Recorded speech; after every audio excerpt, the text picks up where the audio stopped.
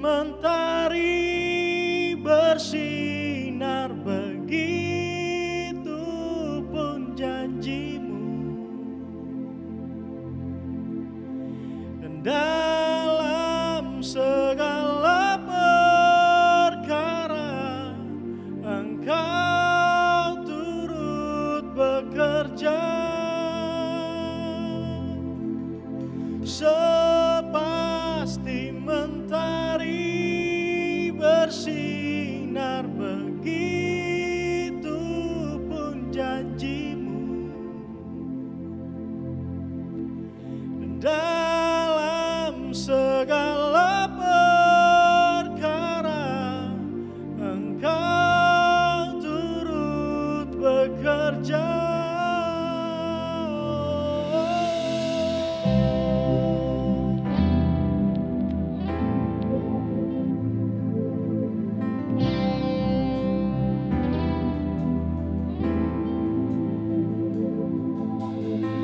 Di tengah luasnya samudra, di dalam badai bergelora, Engkaulah jangkar hidupku. Tak sekalipun ku goyah, firman-Mu terangi langkahku,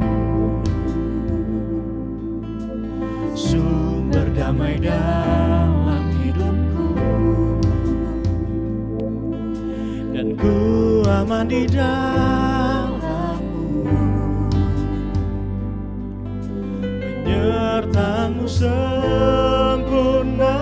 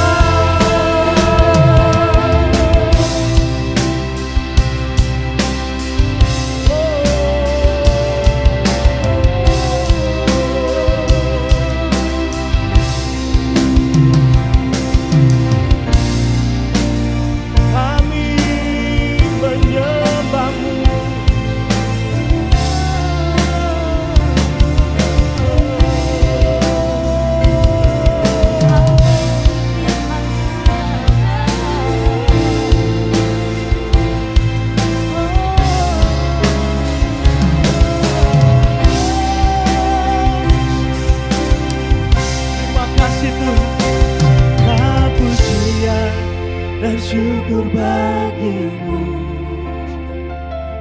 Allah yang mulia, kuduslah namamu. Kaulah yang awal, yang akhir dari segalanya. Yesus, kaulah pujian bagimu. Segala pujian dan syukur bagimu, Allah yang mulia, kuduslah namamu. Kaulah yang awal, yang akhir dari segalanya. Yesus, kaulah pujian bagimu.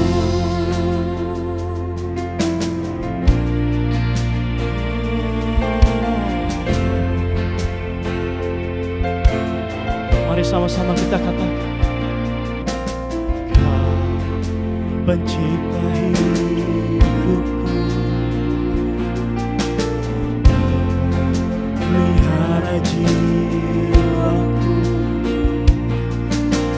Kau layak terima segala pujian, ku naikkan syukurmu.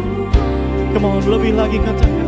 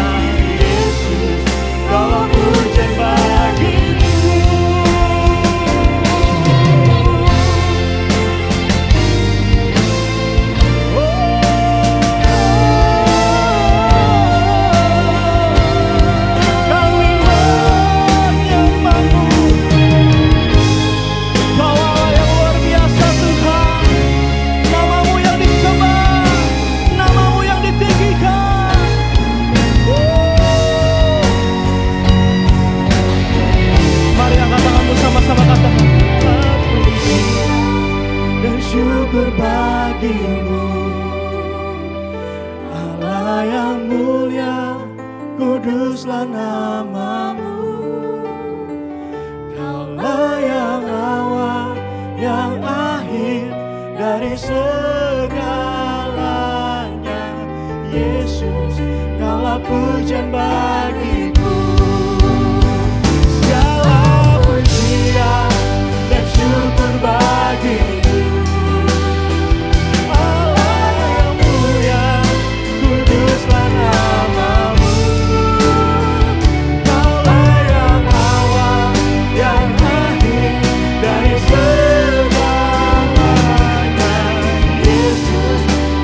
Pujian bagiku.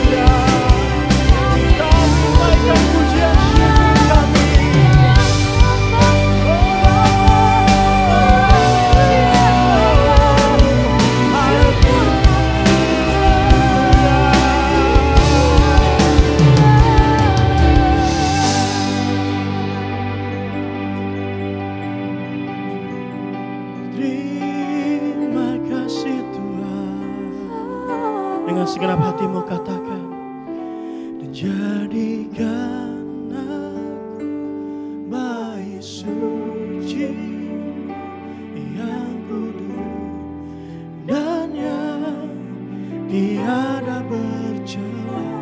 Jadikan aku mezbah doamu bagi keselamatan bangsaku.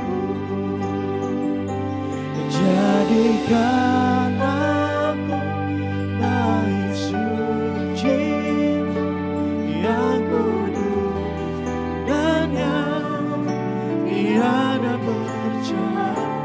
Jadikan aku mezbah doamu bagi keselamatan bangsaku.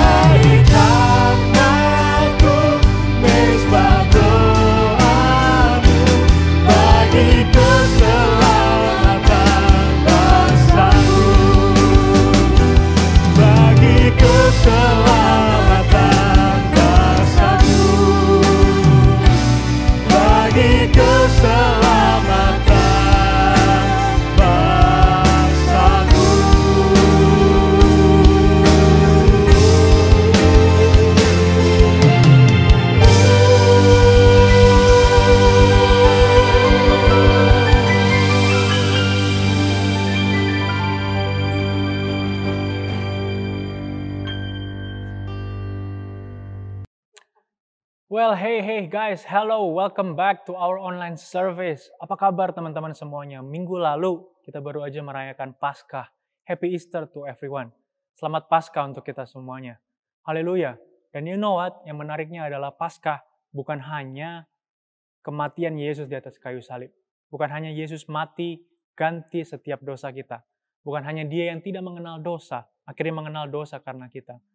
Itu tidak stop hanya sampai di situ. Tuhan Yesus bangkit pada hari yang ketiga.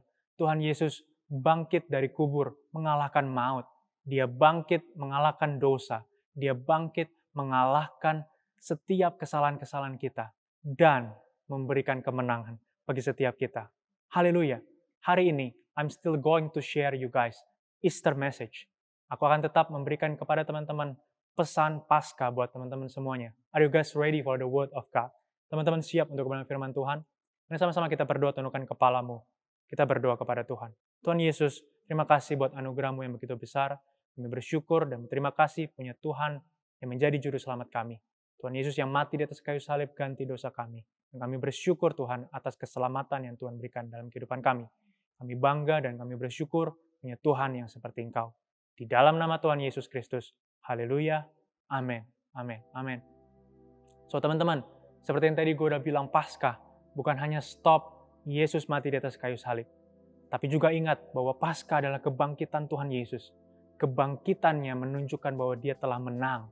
Kubur kosong membuktikan Dia hidup. Dan kebangkitan Tuhan itu melambangkan sebuah kemenangan bagi setiap kita. Dan itulah tema kita di bulan April ini teman-teman semuanya. Tentang kemenangan. It's all about the winning. Teman-teman, tahukah teman-teman bahwa kita dipanggil Tuhan juga untuk menang. Dan memiliki hidup berkemenangan bersama-sama dengan Tuhan. Amin. So hari ini teman-teman, mari sama-sama kita buka hati kita untuk kebenaran firman Tuhan. 1 Korintus 15 ayat 55-57 bilang, Hai maut, di manakah kemenanganmu? Hai maut, di manakah sangatmu? Tapi syukur kepada Allah yang telah memberikan kepada kita kemenangan oleh Yesus Kristus, Tuhan kita. Paulus menuliskan ini kepada jemaat Korintus. Dia mengingatkan bahwa kebangkitan Kristus memberikan kemenangan kepada kita. Bersyukur buat kemenangan yang Tuhan Yesus berikan bagi kita. Maut tidak dapat mengalahkannya. Maut tidak dapat menggagalkannya. Maut tidak dapat menghentikannya. Maut tidak bisa menggagalkan rancangan Tuhan atas kehidupan Tuhan Yesus di dunia ini. Amin. So teman-teman semuanya, itu juga harusnya menjadi bagian kita. Kemenangan yang telah Tuhan buktikan di atas kayu salib. Kemenangan yang telah dibuktikan Yesus di hari Paskah harusnya menjadi pesan yang sama bagi setiap kita untuk memiliki kehidupan yang kemenangan. Amin. Jangan mau menjadi korban, jangan mau menjadi seseorang yang kalah, jangan mau menjadi seorang yang pengecut. Tetapi apa? Kita harus menjadi seseorang yang menang. Kita bahkan lebih dari pemenang, kata Alkitab. Haleluya. Tapi teman-teman, you know what? Dalam Yohanes 10 ayat 10, ada ditulis di situ, pencuri datang hanya untuk membunuh, mencuri dan membunuh dan membinasakan. Aku datang supaya mereka mempunyai hidup dan mempunyai dalam segala kelimpahan. You know, Tuhan datang ke dalam dunia ini menebus setiap dosa kita, memberikan kita keselamatan dan kelimpahan di dalam kehidupan kita. Tetapi ada yang tidak senang, teman-teman. Ada pencuri di situ. Pencuri artinya ada iblis di situ. Ada musuh kita. Ada si jahat yang tidak senang akan rancangan Tuhan dalam kehidupan kita. Yang tidak senang bahwa kita ini menjadi orang-orang yang menang. Yang tidak senang bahwa kita mendapatkan kemenangan daripada Tuhan. Hey, pencuri datang untuk membunuh dan membinasakan. Teman-teman semuanya, jangan izinkan iblis untuk merusak rancangan Tuhan dalam kehidupan kita. Jangan izinkan iblis untuk merenggut setiap kemenangan yang Tuhan berikan kepada kita. Identitas kita adalah pemenang, bahkan lebih daripada pemenang. Tapi iblis mencoba mencuri itu. Iblis mencoba untuk menggagalkan itu. Supaya apa? Supaya kita tidak masuk ke dalam rencana Tuhan. Dan hey, sesuai dengan khotbah hari ini teman-teman, tentang kebisingan, tentang gangguan, tentang noise yang ada dalam diri kita. I'm gonna share you guys 5 kebisingan yang seringkali terjadi dalam kehidupan anak-anak muda. Mungkin salah satunya dalam kehidupanmu sekarang. Tapi I pray, semoga khotbah ini bisa menyadarkan teman-teman semuanya. Dan menyadarkan bahwa Tuhan Yesus memberikan kemenangan bagi setiap kita. Teman-teman siap? Haleluya. Yang pertama, kebisingan yang pertama yang sering saya temukan di anak-anak muda adalah tentang physical appearance mereka. Saya gendut, saya hitam, saya dekil, hidup lagi. Wah, jahat ya. Saya alisnya tipis, saya jerawatan, saya mukanya terlalu mulus. Wah, ini juga nggak terlalu bersyukur nih orang ini. Tapi hey, pokoknya anything yang tentang physical appearance-mu. You know what? Jangan izinkan itu menghambat kemenangan yang Tuhan sediakan bagi kita. Jangan izinkan itu menghambat janji Tuhan, rencana Tuhan atas kehidupanmu. You know what? Kebenarannya apa? Kebenaran dalam Yesaya 43 ayat 4. Oleh karena engkau berharga di mataku dan mulia, aku ini mengasihi engkau. Tuhan mengasihi kita karena kita ini berharga dan mulia di matanya Tuhan. Jangan underestimate setiap physical appearance-mu. Engkau ini berharga dan mulia di mata Tuhan. Dan ingat opener video kita di bulan Maret tentang Mazmur 139 di ayat yang 13, 14, dan 16 bilang bahwa sebab engkaulah yang membentuk buah pinggangku, menenun aku dalam kandungan ibuku. Aku bersyukur kepadamu oleh karena kejadianku dahsyat dan ajaib. Ajaib apa yang kau buat dan jiwaku benar-benar menyadarinya. Matamu melihat selagi aku bakal anak. Dan dalam kitabmu semuanya tertulis hari-hari yang akan dibentuk sebelum ada satupun daripadanya. Hey, Tuhan membentuk kita sejak kita dalam kandungan ibu kita. Mata Tuhan tertuju kepada kita selagi kita masih bakal anak. Teman-teman semuanya, jangan underestimate apa yang Tuhan ciptakan dalam kehidupanmu. Mungkin memang tidak sempurna. Mungkin memang belum sempurna. Mungkin masih kelihatannya terbatas. Mungkin masih kelihatannya kurang. Tetapi you know what? Jangan izinkan itu menghambat kemenangan yang telah Tuhan berikan kepadamu. Dan teman-teman harusnya bangga karena identitasmu itu bukan berasal daripada physical appearance-mu. Bukan hanya fisikmu, bukan terbatas pada penampilanmu. Tapi you know what?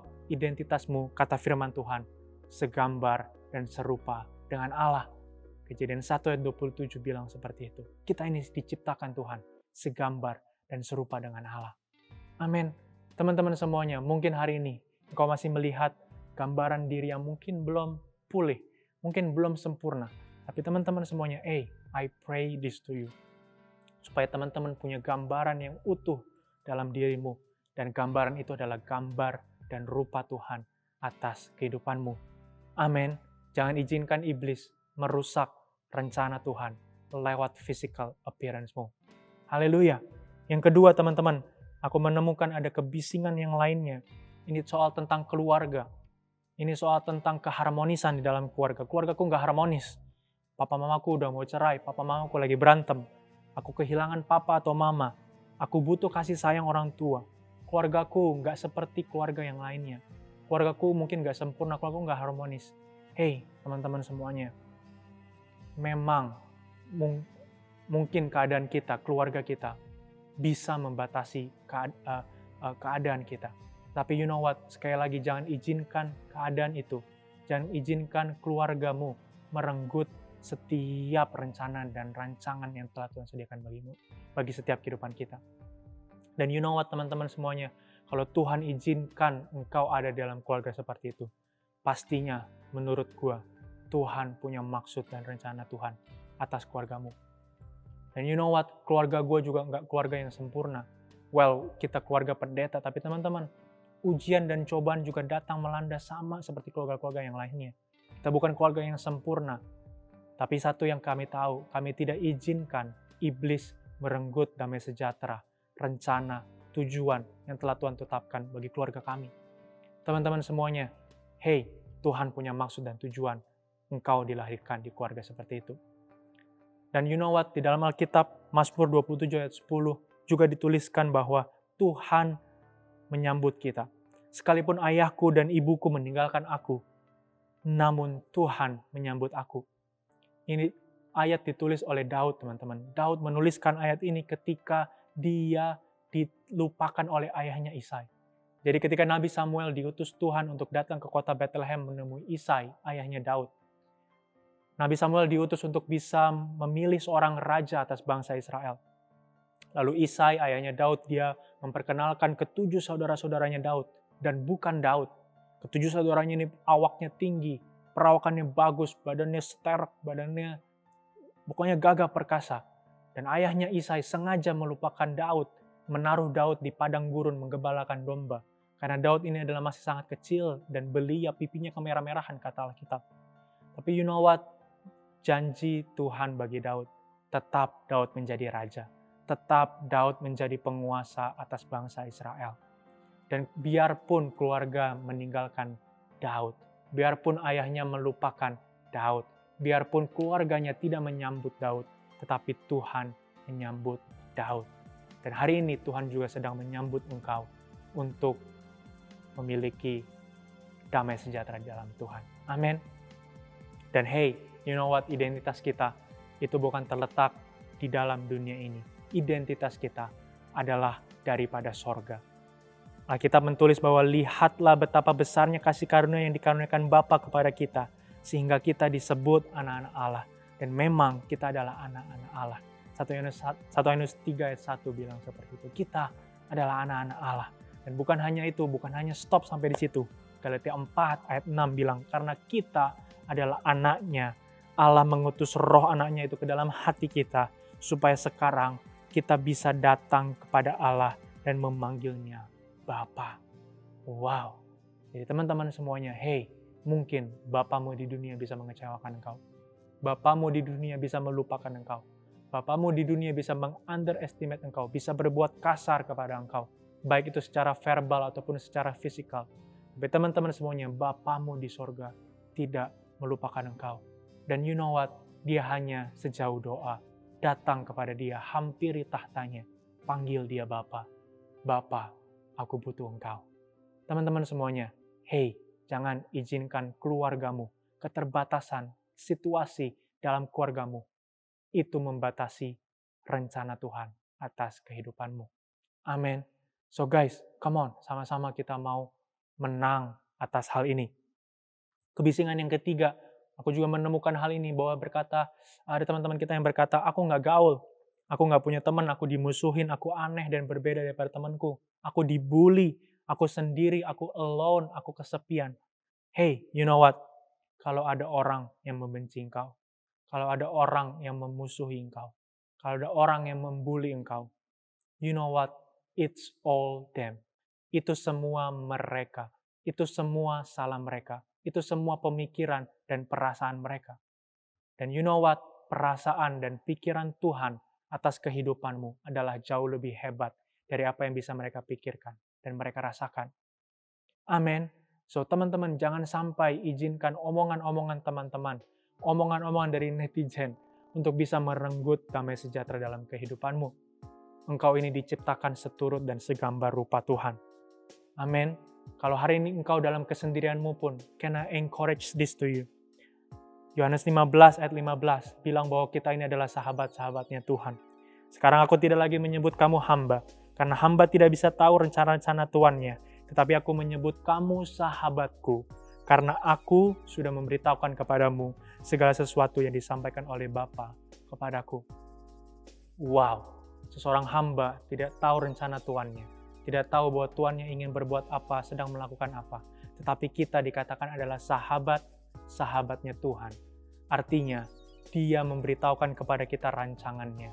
Dia memberitahukan kepada kita rencananya. Dia memberikan kemenangan kepada kita. Dia memberikan janjinya kepada setiap kita. And then you know what?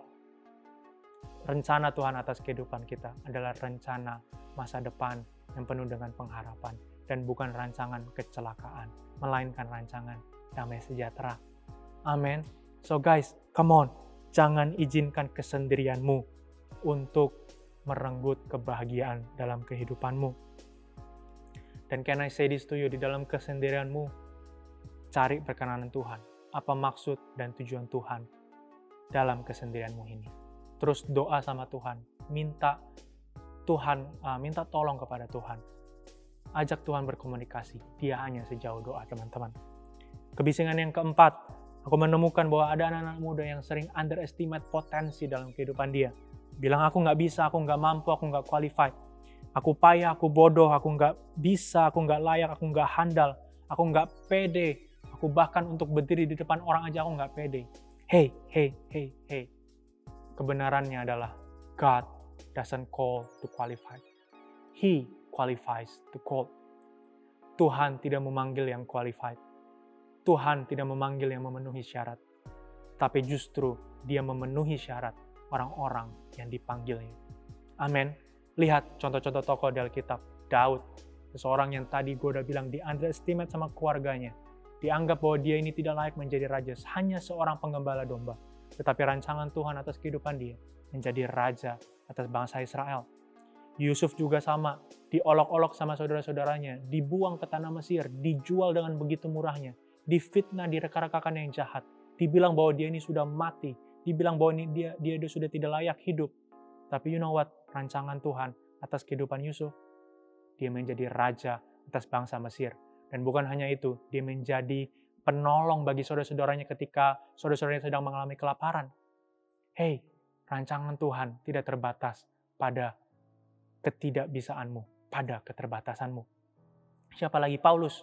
Contoh tokoh Alkitab Paulus, yang dulunya adalah seorang pembunuh, yang dulunya adalah seorang keji dan menggebu-gebu untuk membunuh orang Kristen. Tetapi ketika perjalanannya menuju kota Damsyik, dia berjumpa dengan Tuhan. Tuhan menjumpai dia, hidupnya berubah. Hidupnya langsung berubah dan dia bilang, saya mau ikut Tuhan, saya mau berubah, saya mau menerima Tuhan sebagai Tuhan dan Juru Selamat. Dan akhirnya kita kenal Paulus sekarang sebagai rasul yang mungkin terhebat di zamannya. Dan bahkan sejarah mencatat dia juga adalah rasul yang sangat luar biasa. Wow. Hey guys, come on. Jangan underestimate potensi yang Tuhan berikan kepadamu. Atau mungkin kau bilang, aku ini lemah. You know what? Justru Paulus bilang, dalam kelemahanku lah kuasa Tuhan sempurna. Gue seneng banget terjemahan bahasa Indonesia masa kininya. Dia bilang, sebab apabila saya lemah, maka justru pada waktu itulah saya merasakan Kristus. Wow, teman-teman, you know what? Justru saat keadaanmu lemah, itu adalah keadaan di mana engkau bisa merasakan Kristus. Di saat keadaan di mana engkau lemah, engkau bisa merasakan bahwa Tuhan bersama-sama dengan engkau, bekerja bersama-sama dengan engkau, menolong engkau, beserta dengan engkau, mendampingi engkau, menyertai engkau. Amin. Justru dalam keadaan lemah, kuasa Tuhan bekerja. Haleluya. Kebisingan yang terakhir yang saya juga temukan di anak-anak muda adalah saya takut gagal. Saya pernah mencobanya dan saya gagal. Akhirnya saya nggak mau coba lagi. Saya takut gagal. Saya tidak berani ambil keputusan. Saya bingung langkah ke depannya harus bagaimana. Saya takut gagal. Saya takut tidak sempurna. Saya takut mengecewakan orang lain. Hey guys, you know what? It's all about the journey. Semua ini adalah tentang perjalanan. perjalananmu menggiring Tuhan Yesus di dalam kehidupanmu. Perjalanan bagaimana engkau terus untuk menjadi serupa dan segambar dengan Tuhan. It's all about the journey. Semua orang bisa gagal. Tetapi you know what? Orang pesimis melihat kegagalan sebagai suatu kesalahan. Tapi orang yang optimis melihat kegagalan sebagai suatu pembelajaran. Hari ini keputusan yang ada di tanganmu. Engkau menjadi orang yang salah dan akhirnya gagal, atau engkau juga mau menjadi orang yang menang dan akhirnya terus belajar, dan terus memiliki pengalaman-pengalaman indah bersama-sama dengan Tuhan. Amin. Hey, di dalam Tuhan selalu happy ending. Di dalam Tuhan endingnya selalu happy, endingnya selalu bahagia. Kalau belum happy, belum ending katanya. And that's it, right. Itu benar teman-teman semuanya. Di dalam Tuhan selalu indah. Ingat janji Tuhan bagi setiap kita, rancangannya bagi setiap kita, rancangan damai sejahtera dan bukan rancangan kecelakaan. Rancangan masa depan yang penuh dengan pengharapan dan bukan rancangan yang penuh dengan kecelakaan. So teman-teman semuanya, kalau belum damai sejahtera, itu belum endingnya. Jangan anggap kegagalanmu sekarang adalah akhir daripada segala-galanya. No, justru itu harusnya menjadi peluang, menjadi kesempatan, menjadi pembelajaran supaya engkau bisa lebih baik lagi ke depannya. Amin. So hey, teman-teman semuanya, maybe masih banyak kebisingan-kebisingan yang ada dalam kehidupanmu. Tapi I pray this to you, supaya teman-teman semuanya bisa mengatasinya itu sesuai dengan kebenaran firman Tuhan. Karena apa teman-teman? Kebisingan itu datang daripada iblis. Dan you know what? Kebenaran yang hanya bisa mengalahkan segala-galanya. Firman Tuhan yang bisa mengalahkan segala-galanya. Saya juga berdoa biar Roh Kudus terus ada dalam hatimu dan menjawab setiap dilema yang ada dalam kehidupanmu. Menjawab setiap kebisingan-kebisingan yang ada dalam dirimu. Menjawab setiap gangguan-gangguan yang ada dalam dirimu. Dan dia memberikan kekuatan kepada setiap kita. Amin. Hey, I pray that hari Paskah ini menjadi hari yang berkesan buat teman-teman semuanya. Karena sekali lagi engkau berjumpa dengan Tuhan. Karena sekali lagi engkau menerima Tuhan Yesus sebagai Tuhan dan Juru Selamatmu. Dan bukan hanya itu, sebagai Tuhan yang memberikan kemenangan bagi setiap kehidupan kita. Amin. Mari sama-sama kita berdoa, pejamkan matamu. Tuhan Yesus, terima kasih buat firman Tuhan. Kami bersyukur punya Tuhan yang memberikan kemenangan kepada setiap kami. Ampuni kami Tuhan, kalau seringkali kami menganggap lemah diri kami. Atau mungkin kami meng-underestimate potensi yang Tuhan sediakan bagi kehidupan kami. Kami mohon ampun Tuhan. Kami berdoa Tuhan, biar setiap kemenangan, setiap janji Tuhan, hari ini kami deklarasikan untuk kami dapatkan dalam kehidupan kami. Kami berdoa Tuhan, Roh Kudus-Mu untuk selalu menuntun kehidupan kami, menyertai kami, menolong kami, memberikan kami kuasa di saat-saat kami lemah, memberikan pertolongan di saat-saat kami butuh. Kami berdoa Tuhan, Tuhan terus bekerja dalam kehidupan kami, menolong kami, memberikan kami kehidupan yang berkemenangan. Terima kasih Tuhan, hari ini kami deklarasikan kemenangan atas kehidupan kami. Kami deklarasikan kehidupan yang baru atas kehidupan kami. Damai sejahtera Tuhan, kasih Tuhan, sukacita Tuhan atas kehidupan kami. Kami menjadi pribadi yang lebih luar biasa lagi ke depannya. Di dalam nama Tuhan Yesus Kristus, haleluya. Yang percaya katakan, amin, amin, amin. God bless you guys. Haleluya.